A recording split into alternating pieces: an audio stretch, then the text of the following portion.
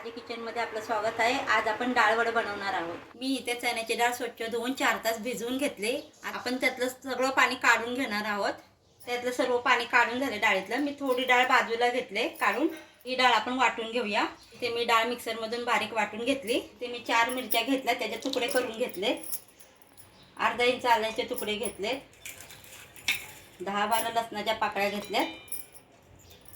थोडी कोथिंबीर, थोडा कढीपत्ता। आता हे मिक्सरमधून आपण बारीक करून घेणार आहोत। मिक्सरमधून बारीक वाटून घेतले। जे डाळ वाटून घेतले त्यामध्ये मी पाव चमचा हळद टाकणार आहे, पाव चमचा हिंग टाकणार आहे, पाव चमचा जिरं टाकूया, आलं लसूण मिरचीची पेस्ट टाकूया। तुम्हाला तिखट हवं तसं कमी जास्त करू शकता। एक मोठा कांदा बारीक चिरून घेतला। थोडी बाजूला ठेवलेली चण्याची डाळ ती आपण टाकूया त्यात। बारीक चिरलेली कोथिंबीर, ओवा, हे सर्व मिक्स करून घेऊया।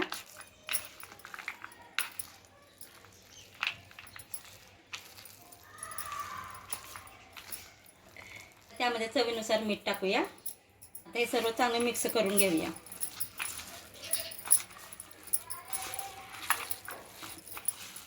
इथे आपले सगळे मसाले मिक्स करून झाले। यात थोडं सुद्धा पाणी घ्यायचं नाही। आता आपण ह्याचे वडे करून घेऊया।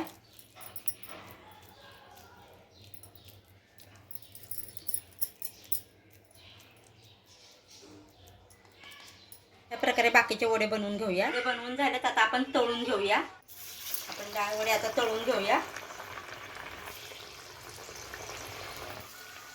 आता हे चांगले बुडबुड्या कमी झाल्या की पलटून घ्यायच्या।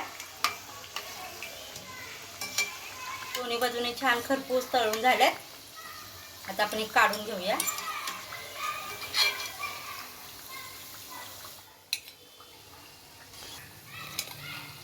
प्रकारे बाकीचे वडे तळून घेऊया। आपले डाळ वडे बनवून तयार आहेत।